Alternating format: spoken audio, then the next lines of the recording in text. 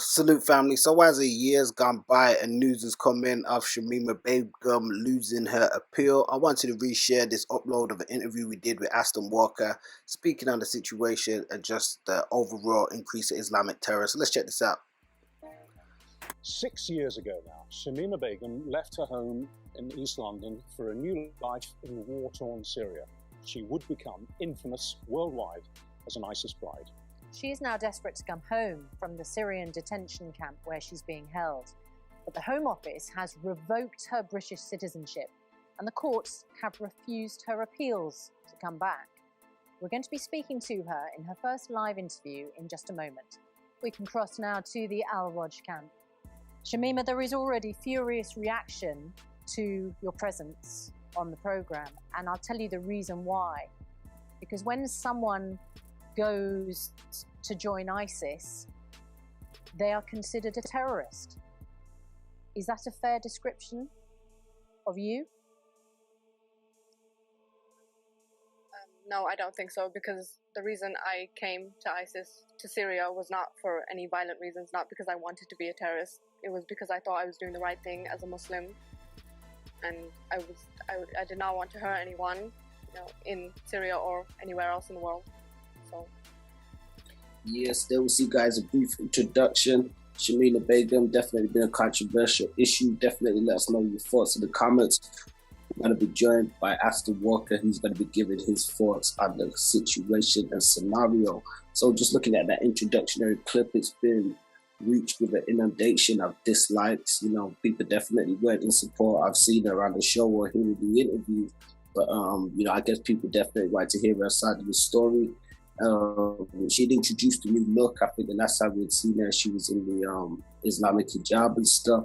And she said she felt going to Syria was being, a good Muslim and stuff. And she wasn't going under any violent pretenses. So we're going to see if we get a bit of a clip from Aston Walker to give you an introduction to this guy. Aston Walker. I was born in Paddington, London, 1970. I believe Jimi Hendrix's Voodoo Child was #1, thanks to the power of Google. I have 2 younger brothers, quite a large family on both sides. My mum's from Barbados, dad's from Jamaica. My dad converted to Islam in the 70s. He was a Rasta prior to that. Grew up in a suburb of Birmingham known as Shard End. It's quite informative in the sense that we grew up near a lovely park, but like the houses are really grotty kind of thing. The masons have knocked them down now. It was a predominantly sort of a Caucasian white sort of area, so we did tend to stand out, obviously, clearly.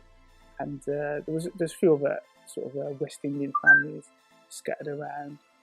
And so all intents and purposes, broadly, an enjoyable sort of childhood. Lots of interesting things going on.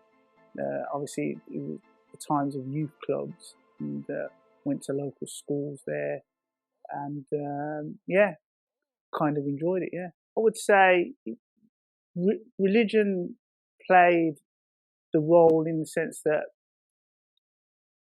we're a predominantly Christian family, I would say, but it wasn't sort of like rigorously enforced, so to speak. We went to Sunday schools. There was sort of a local church group that we sort of used to congregate for clubs and so forth. But it wasn't really like, it didn't sort of loom large sort of growing up.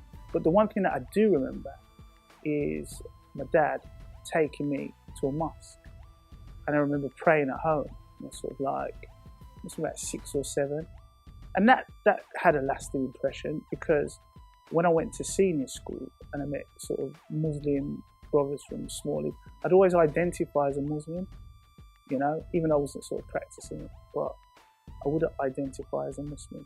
My teenage years were fraught with all sorts of calamitous incidences that sort of were born of me really sort of like, because my father left when I was sort of like 8.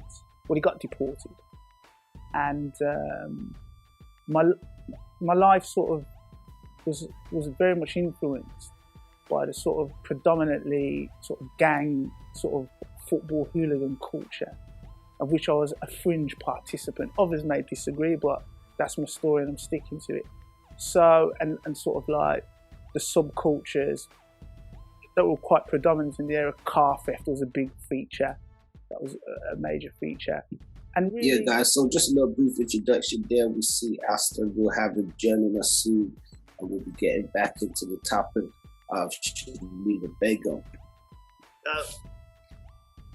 Yeah, so peace family. Like I said, we was going to be joined by Aston Walker. So the man is in the building and he has joined us. You just saw a little brief clip with a small introduction to some of his story. What's good, sir?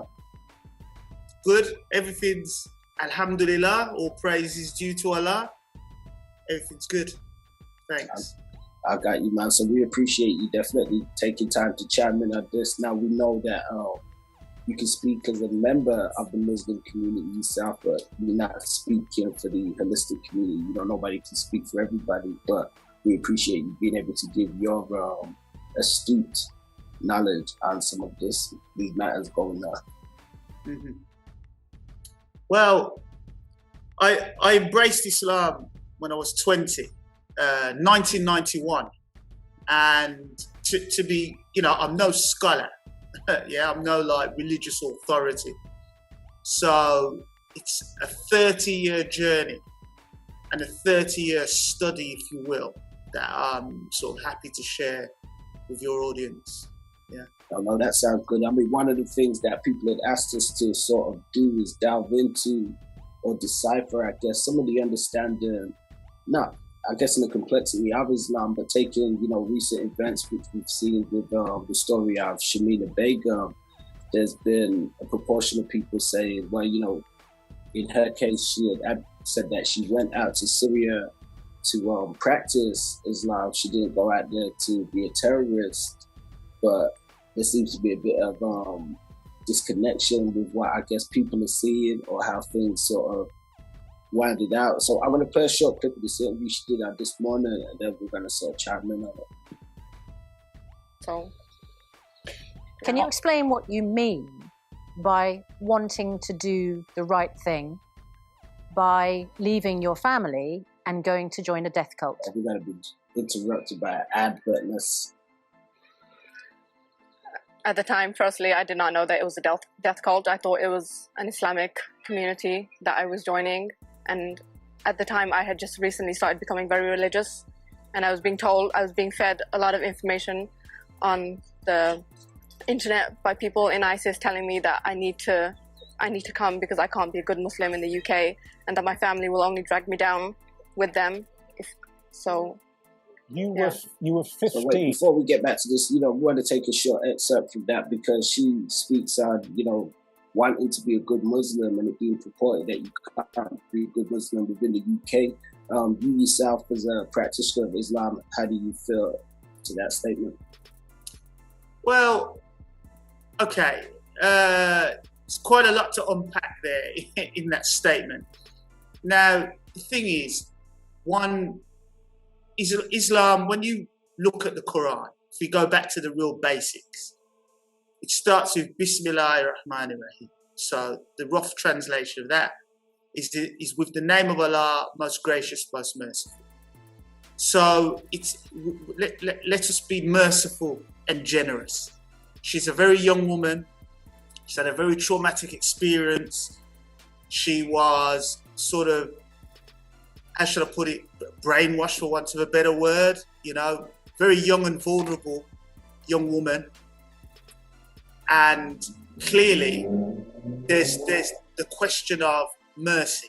Yeah. So Islam, merciful Lord, and it behoves us as individuals, whether Muslim or non-Muslim, to extend some sort of like calm, level-headed empathy. So it's more about empathy. Good. Now to the point of practicing Islam in the West. Now, when the Prophet Muhammad, peace be upon him, was entrusted with his mission in Mecca, he was surrounded by, he was in a state or surrounded by people who positively hated him. Yeah, I mean, he was oppressed. He had camel feces and stones flung at him by the youth. And he was basically, his followers were terrorized, tortured, and murdered.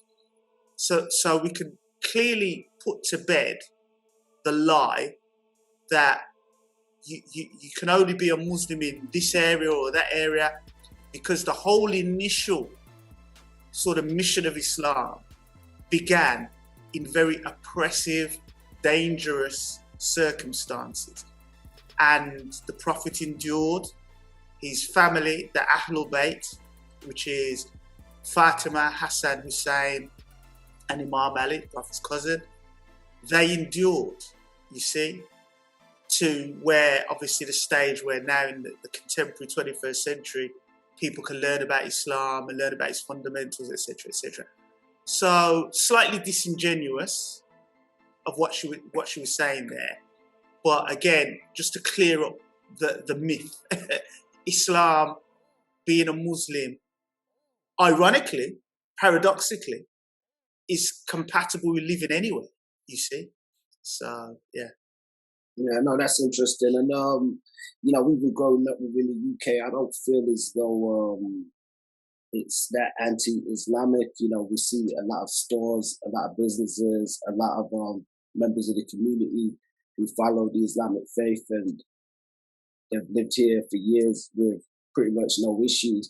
I would say some things were greatly exasperated after 9/11, where after that, I can't really speak from the shoes of somebody else if they say they experienced, you know, a bit more people putting their noses up at them and stuff like that. But, you know, me as a black man, I think, you know, we experienced that across the board in different capacities. But, you know, to kind of get back to the topic of this, let's check back a little bit more of this clip. When you left with your two friends, are you saying here, based on that last answer, Shamima, are you saying that you were groomed?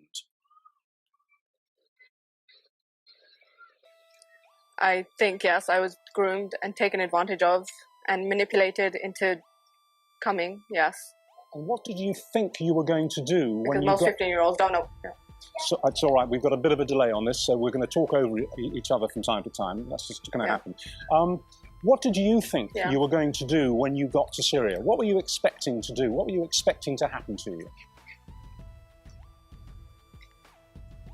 Just get married and have children and live a pure Islamic life, you know. But you must have known what was going on in Syria, that there was a full-scale war going on, and that ISIS was attempting to basically colonize the Middle East through acts of brutal terror. I mean, you must have known that. I did not know that there was war. I knew that there was war, but not in the places where women and children were living. I thought where I was going, it would be safe for me and for any children I would have. And I did not know that ISIS is, you know, take over the world. I just thought they wanted their small piece of land where they could live an Islamic life. Well, let me ask you a core question here then, Shamima. Are you asking the British people to forgive you? And if you are asking the British people to forgive you, why should we? I am asking the British people to forgive me because I made a mistake at a very young age. You know, most young people don't know what they want to do with their lives, and they are very confused, and they can easily fall into things like this.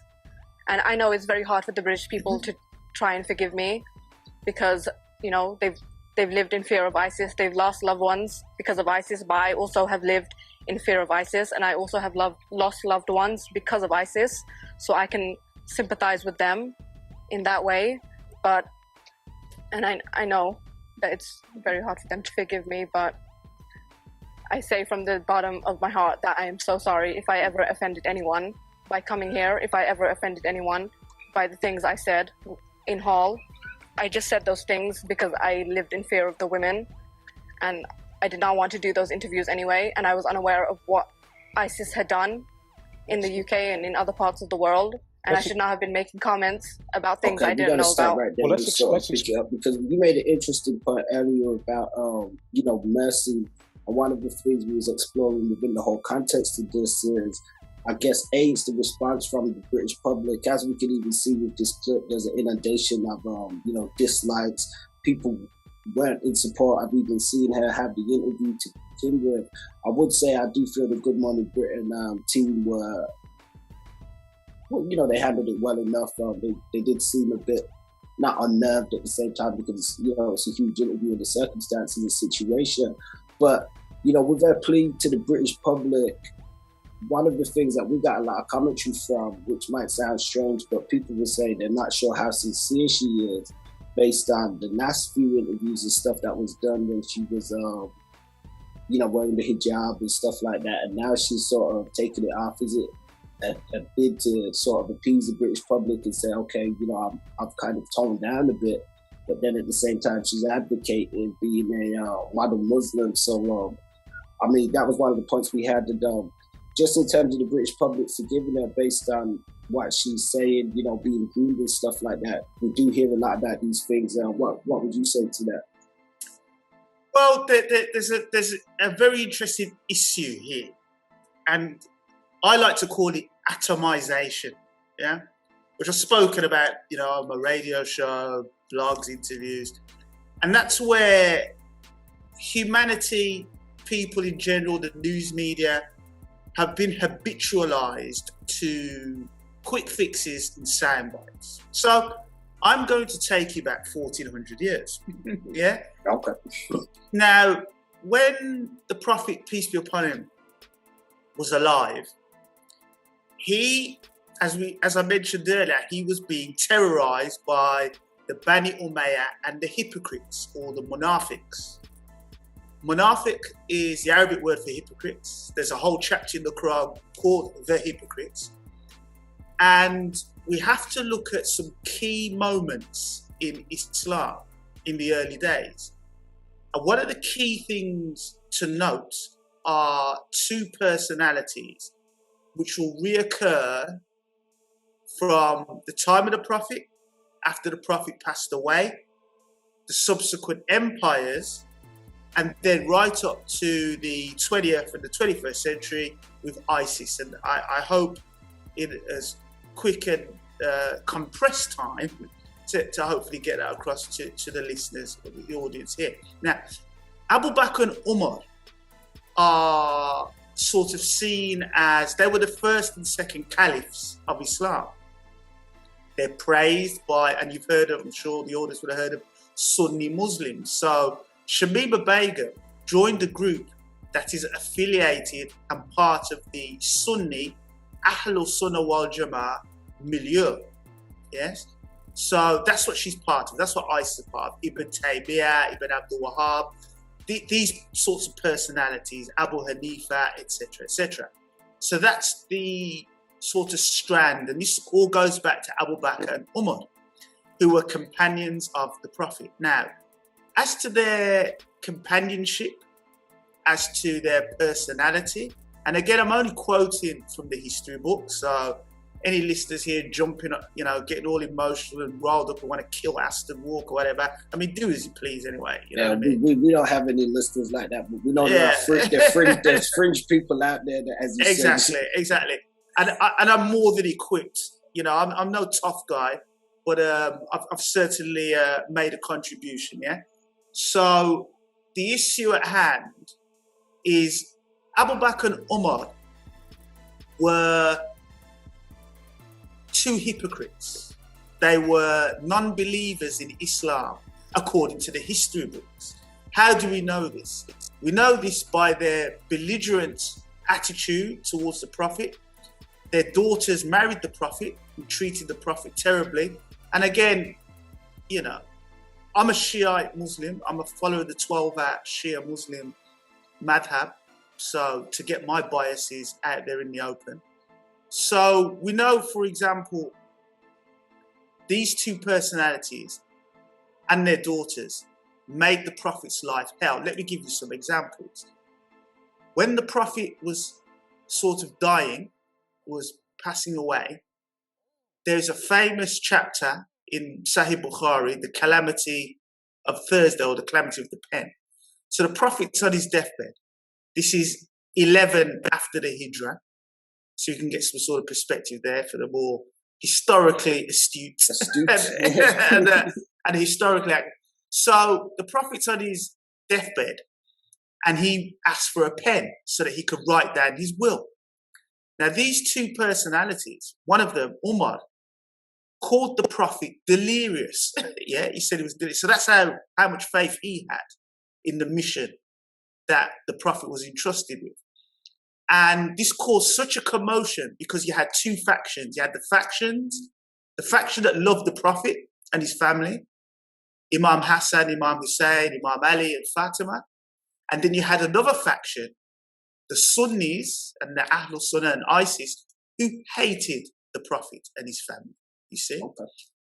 And this is what GMB or BBC, because they're very knowledgeable. We've got personalities like Hamza Yusuf, Timothy Winters, Dr. Timothy Winters at Cambridge.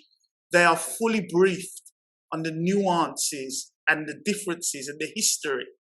Us mere lay people will struggle. But I can assure you that GMB, the BBC, know all what I'm telling you and then some. Yeah. Of course. So, you know, let's just get that out there. Yeah? But they're not. Do you feel they're not laying that out to the public?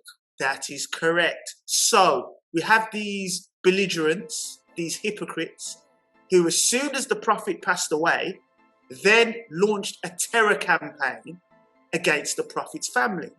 So when you hear Muslims, so-called Muslims in inverted commas, talk about, oh, Islam's a religion of peace and terror, what it is these Sunni people who fight, and I was a Sunni for many years, were part of the Bani Umayyah, Khalid bin Walid, Abu Bakr Umar, who were terrorizing and murdering and killing and chopping off the heads of the Prophet's family. So that's 1400 years ago. Then we have the Islamic expansion into Africa, yeah, which a lot of people were. And they had this dreadful system of mutilating African boys to make eunuchs. So right there, we have a separation from what I said earlier, Bismillah, the mercy of Allah, and this terrorist nation building. A side of barbarism.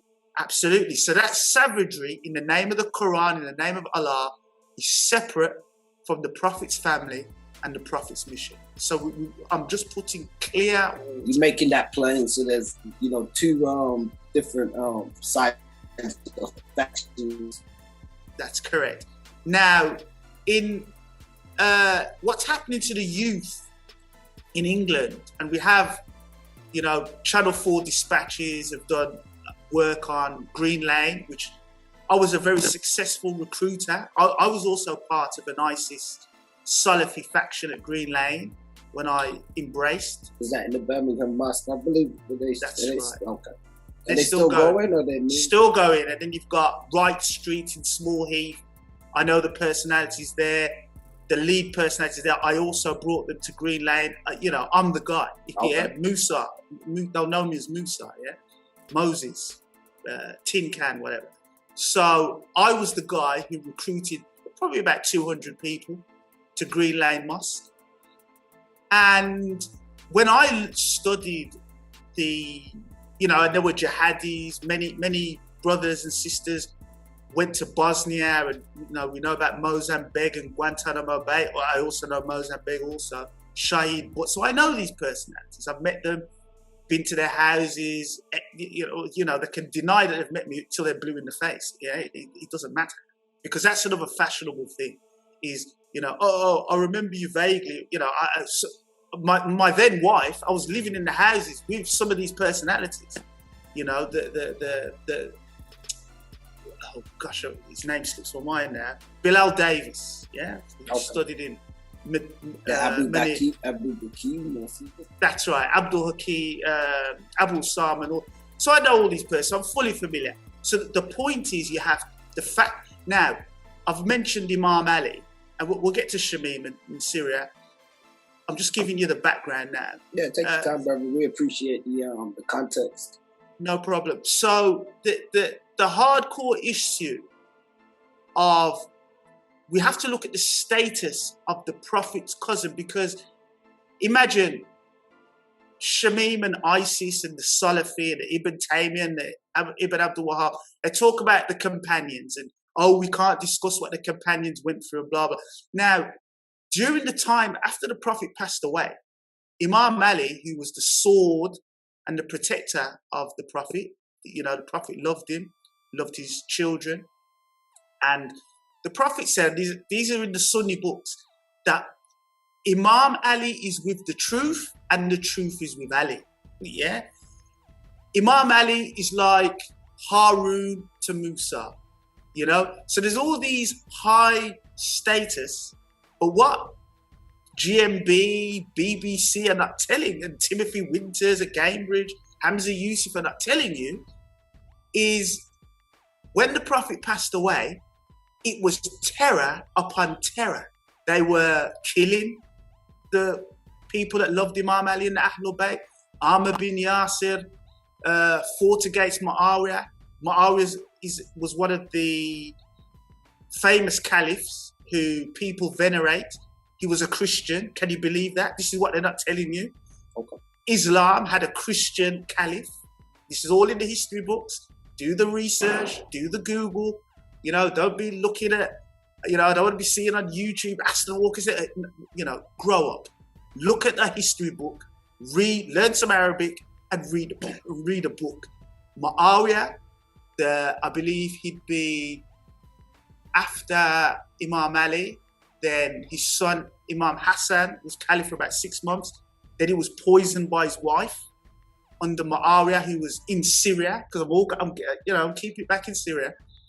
And Muawiyah was a Christian. He had no beard, yeah, and he was a hypocrite. He was a hypocrite, even though he was a companion of the Prophet, because how they brainwashed the young people like Shamim and others is they say, oh, this person was a companion of the Prophet, so he's a good person. It doesn't work like that. It doesn't work like that in real life, for heaven's sake. There's a lot of immaturity and ignorance.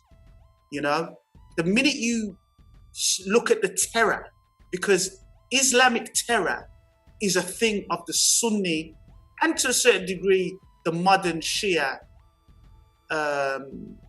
milieu, yeah. This idea, it's just ignorance, whether it's Khomeini and the murder in 1988 of all them young people. So no one's free of this hypocrisy. They can wear turbans and speak beautiful Arabic and on the mimbar till they're blue in the face. Like I said to you, if you're chopping off and mutilating black boys for units, then I've got no time for you. You're just the devil. I don't care how much Quran you're espousing. I don't care how much love you professor for Imam Hussein and Hassan, because Imams of the Ahlul Bayt did not mutilate black boys.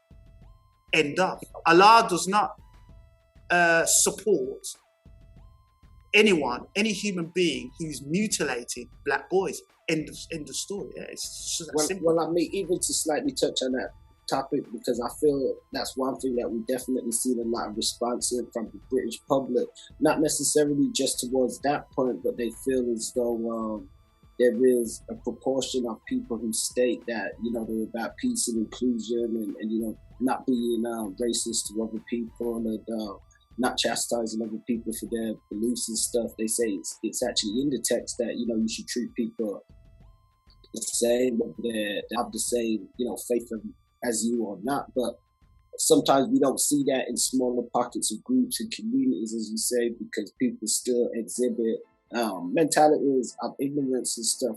I mean, one thing, just to kind of get back to the Shamima topic as well, was I think the public said she made a point during the interview that she didn't,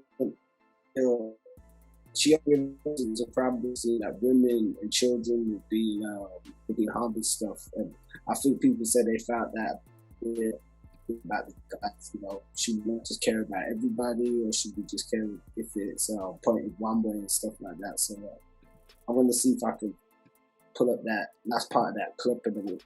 explain what you mean by that. When you were located by, I think it was the Times newspaper and a journalist, you gave an interview where you came across as completely unrepentant, very different from the way you're speaking now. You came across as somebody who basically thought you had done the right thing and that ISIS was a good organization to be involved with. You seem to be extraordinarily immune to the horrors that you'd seen. I mean, you talked about seeing severed heads in bins, and you said that it hadn't fazed you. You even made some comments later on in another interview about the Manchester arena bombing. You said it was justified. It was tit for tat. That because ISIS were being bombed by various parties, it was reasonable for ISIS to bomb back. What do you think about, and what do you say about that now? I do not believe that one evil justifies another evil. I don't think that women and children should be being killed for other people's, motives and for other people's agendas. I did not know about the Manchester bombing when I was asked. I did not know that people were killed. I did not know that women and children were hurt because of it. So I was just speaking without knowing fully what I was talking about. And obviously I was afraid of the women again. Shamima, you seem to say you don't know a lot. The Manchester bombing was the murder of 22 people, including children. The youngest victim was 8 years old. More than 1,000 people were injured. It was a horrific attack. And for you to have said that there was a justification sickened everybody who heard what you said. And people find it hard to believe when you say, I didn't know about ISIS. I didn't know it was a death cult. I didn't know about the dreadful things that happened. And now you're saying you didn't know about the Manchester bombing. People are going to find it sickening to hear you claim ignorance of those things.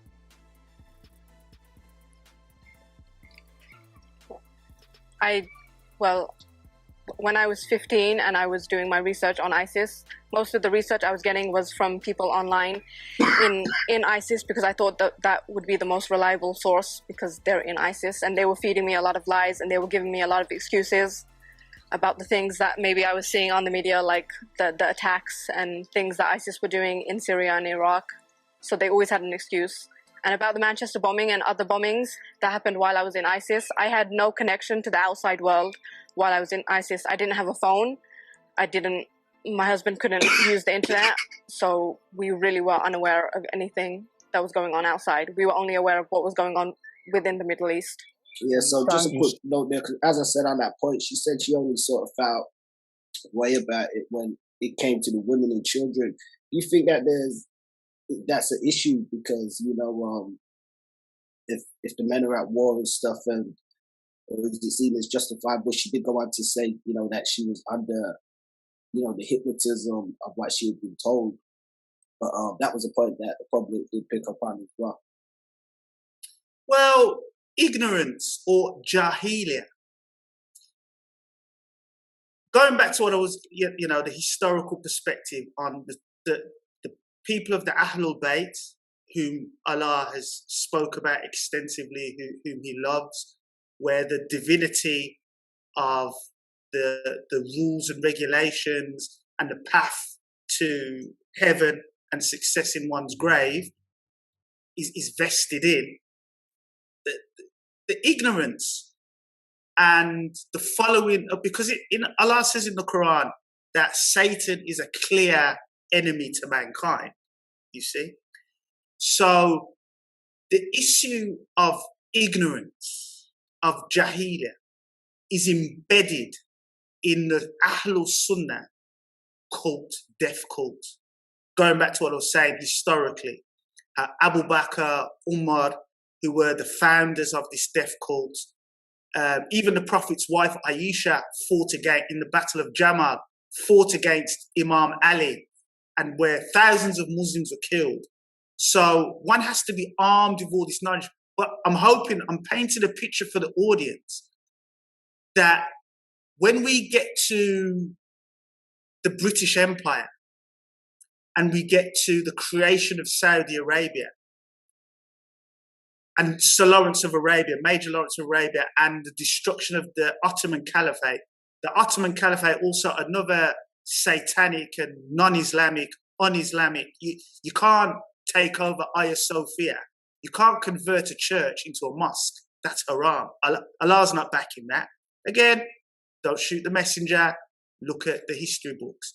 So the creation of Saudi Arabia and the Wahhabi ideology, which is based on Ibn Taymiyyah and Abu Bakr, the hatred of the Ahlul Bayt, the Prophet's family, are all present in the rhetoric of this particular individual and other individuals like Hamza Yusuf and all the rest. Hamza Yusuf and Timothy Winters in Cambridge, I call them Salafi light. Yeah, they're like, because they're Caucasian, Europeans, you know, I call it Salafi light, but they're just as belligerent and hypocritical, because ultimately, Allah says in the Quran, Iqra. That was the first command, which means read. It's an ongoing process. One doesn't take one shahada and become a Muslim, and then that's it. And again, going back to what I was saying earlier about this atomization, these sound bites, you see. I've seen many young people I fell into the trap myself. You see it here, these sound bites, but you have to look at it. Again, I'm going to use the Arabic term, I'll translate for your audience. Akal, intelligence. You have to use your intelligence. Allah's given us a brain. You have to use your brain.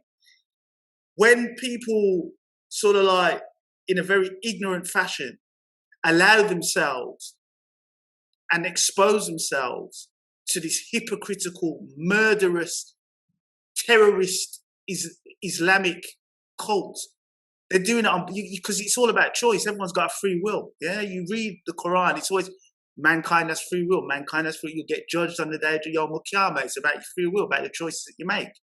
You see?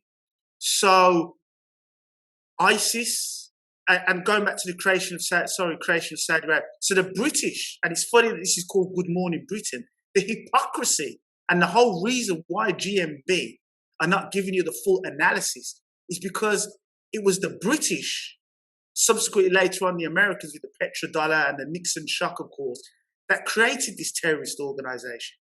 They're the ones to blame. They're the ones that helped in its proliferation by giving succor to the Saudi, which is a very satanic sort of like death cult in of itself, but it was created by the British. Saudi Arabia is a British, you've got Sussex or Manchester and Birmingham or Salt Lake. Just like that was created, that's Saudi Arabia. Hajj and Mecca and Medina are constructs of the British Empire or the City of London. Yeah, if we're talking petrodollars and riba and usury, the wide sort of proliferation of usury. It's all hypocrisy. And again, what I'm trying to do here, the young lady, she's been through a lot of trauma. So I'm painting this in very broad strokes for your audience. Yeah, there's a lot in this, but the main thing is just like, and I'll use her own words. You see, we know of the analogy of a plant. If the soil is rotten, you get rotten fruits. Yeah, this is basic stuff. We can go biblical. We can go Judaism. It doesn't Buddhist, whatever. It's just basic stuff. Yeah. It's rotten. ISIS, which is an offshoot of Salafi, sort of like Muslim Brotherhood, 60s, all this sort of like the Arab nations being in awe of white Caucasian technology and getting blinded by the science and falling for it. Freemasons, all that kind of good stuff. And it's just a complete hoodwink. So bamboozled. I will do that once again. Sorry? Oh yeah, no, I was just saying bamboozled, Bamboozled, yeah. Hoodwink. Yeah, it's just a hoodwink, and the media plays its part. So we're looking at these two comic comedians on GMB, pretending, acting all like, oh, we're really disgusted. I mean, they're just a bunch of hypocrites, because the British Queen who stole black people and built her wealth off theft and loot. And I like to think I'm a bit of an expert. I was convicted in 2011 for looting during the riot. So there's my level of expertise in looting and thieving.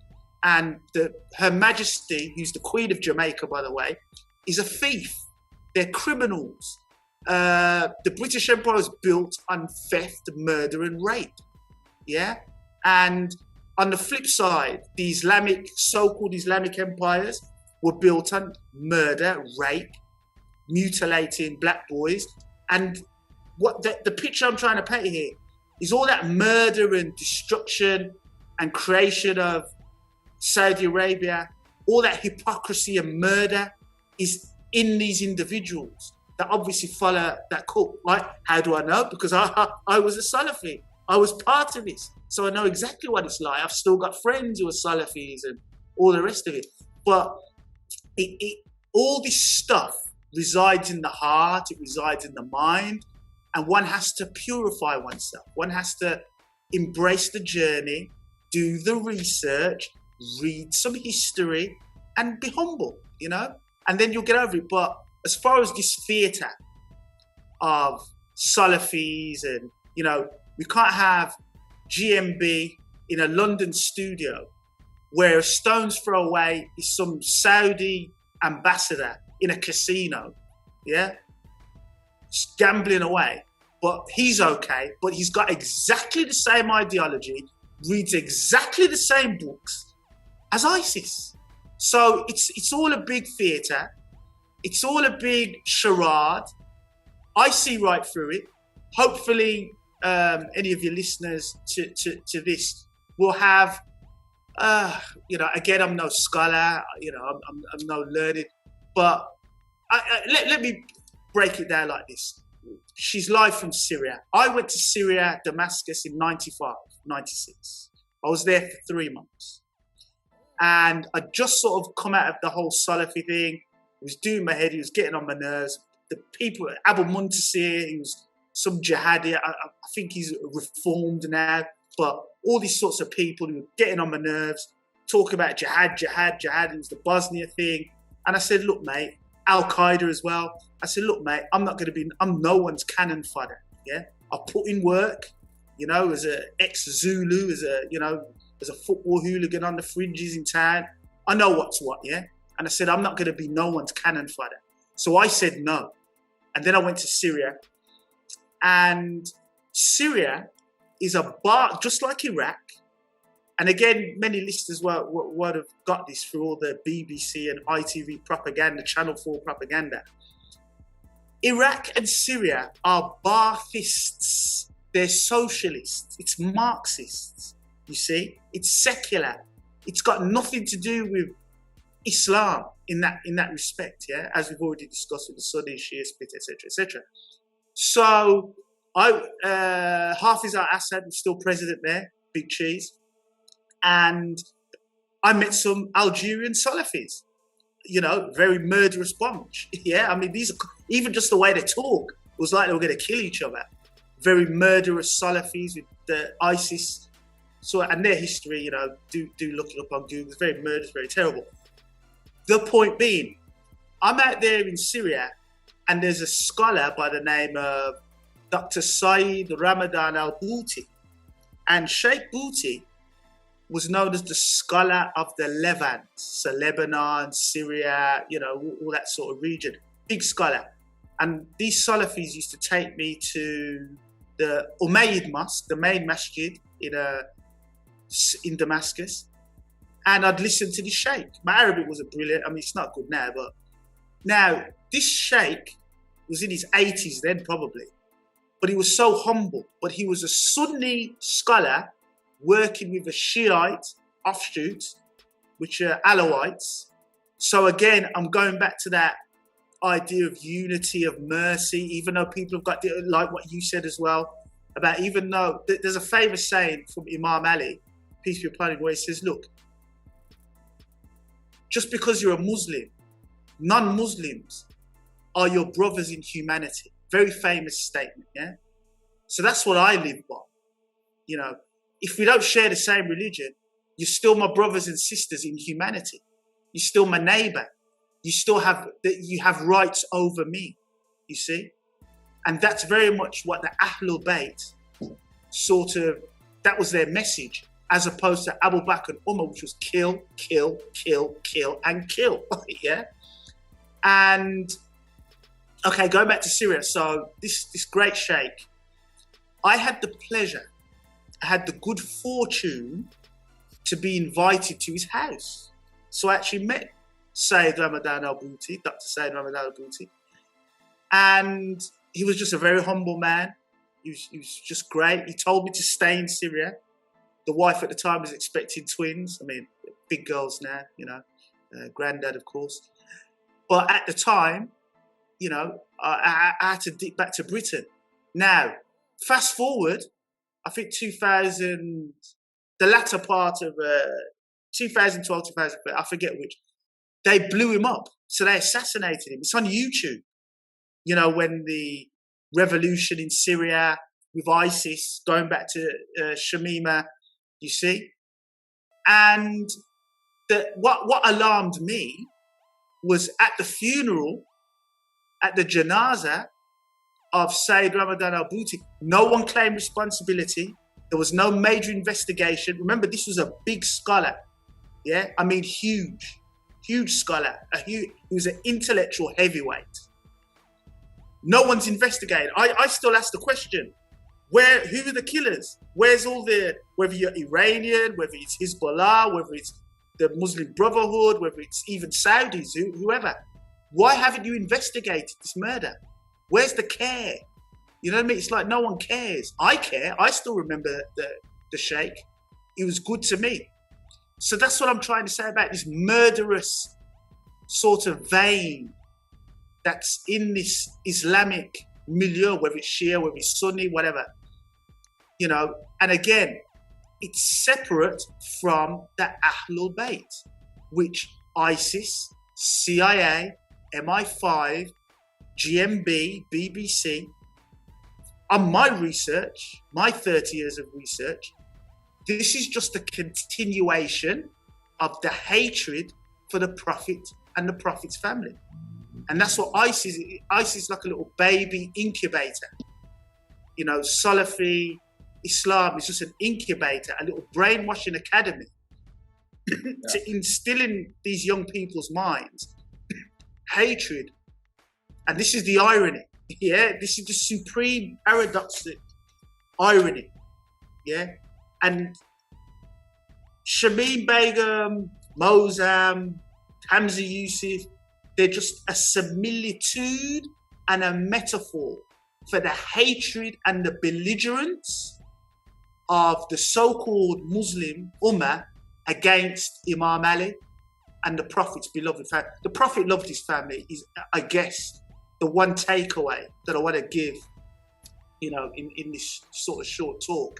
And, you know, the peak of this, the peak of all of this is 61 AH. So I've already sort of talked about 11 AH when the Prophet, after Hijrah, sorry, when the Prophet was dying and how terribly he was treated by Umar and Abu Bakr, the founders of the Sunni Islam, which is followed by 1 billion people, lest we forget, yeah?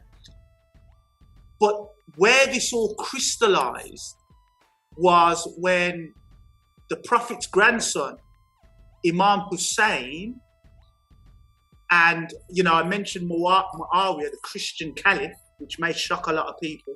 Yeah, but them's the facts, them's the historical facts. Anyway, his son Yazid, who was totally, you know, even Sunnis and Muslim Shia agree, he was just a complete kafir, he was a complete disbeliever, a complete munafiq.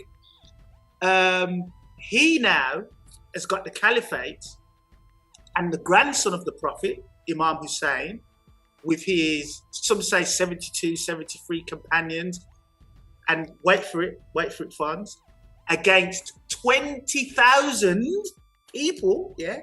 He stood against, so one man against 20,000 on the plains of Karbala, stood for truth and justice. It wasn't a revolution. Don't let anyone, you know, listeners viewers, do not be fooled by revolution and Thora and Iranian revolution. Don't fall into that trap, yeah? It wasn't a Thora, which is from Ithara, which is to till the land, and oxen. There was no tilling of the land. Imam Hussein had the religious authority of truth and justice. This is about truth and justice. So he stood, remember, this is the Prophet's grandson, yeah, who had a high status. And even the people in the opposition in the 20,000, Shimr bin Joshan. So Shimr, who was fighting against Imam Hussein, previously was in Imam Hussein's army. Yeah, this is the beneficence of Ahlul Bayt. Even their enemies were with them at some point. You see, benefiting from mercy. Going back to the initial thing, what I was saying about Shamim, you've got to be merciful. I'm not here to, harm the sister or put her down in any way. That's not the point of this. Well, so I was going to say, you did make a great point about just, truth and justice and sort of that being, the stance that people should take, and giving great examples and stuff of that. You did also lend your voice to some of the hypocrisy that is seen, not just within one side of the coin, but on the other side, even amidst the UK and the BBC and stuff like that as well. With that being said, for the most part, you've given us quite a lot to definitely look into, and you really broke a lot of things down that I'm hoping the listeners as well will be able to check out some additional stuff as well like that. But to the point of this fight for the return to the UK, do you feel as though she should be allowed to return to the UK and be dealt with here, or do you think it's a case of she's made her bed and now she must sort of name it? Well, again, we have to talk about hypocrisy and the massive amounts of hypocrisy. You've got BAE Systems, you've got the Queen, you've got various universities around the world, the universities in Britain killing people, blowing up human beings, we've got the coltan mining in exploitation of African minerals to build all these systems. It's just satanic deviltry en masse. We've talked about the aristocracy and their looting and their welfare system. So, for heaven's sake, give this young lady a break, yeah? We've got 007, for example, which is like the media propaganda of trained killers for the state, if you will. They're going to have, I think, a black woman who's going to be a 007 just to further reinforce the sort of brainwashing, because you've got sort of like African people saying, don't give her anything, let her rot and blah, blah, blah, which is just pure hypocrisy of the highest order. I've got no time for it. I've said what I've said, you know what I mean? And I stand by it. Give the young lady another chance. She's been through a very traumatic experience. Don't be a bunch of hypocrites. Grow up. I know, definitely. So we definitely appreciate you lending your voice to this topic. Now, we do want to reiterate, I should say, that you are speaking for obviously yourself and in the best way you can. You're not speaking for everybody, so we don't want anybody jumping on any, he said this and this, that, We want to keep it at a certain level, and we definitely appreciate just the additional information and insight you've given us, because I do feel as though sometimes major mainstream platforms, and sometimes other smaller mediums as well, are not having all the information and able to put all the stuff out, or in some cases they do have it and don't want to put it out. So I think the listeners and the British public that we have would appreciate hearing from this and the family around the world and stuff too, man. Nice one. You're welcome. Peace out, man. So much love, man. So we definitely want to say peace to the family. Let us know your thoughts in the comments down below, what you guys think of this situation and scenario, and any questions, do let us know and drop them down there too. Peace.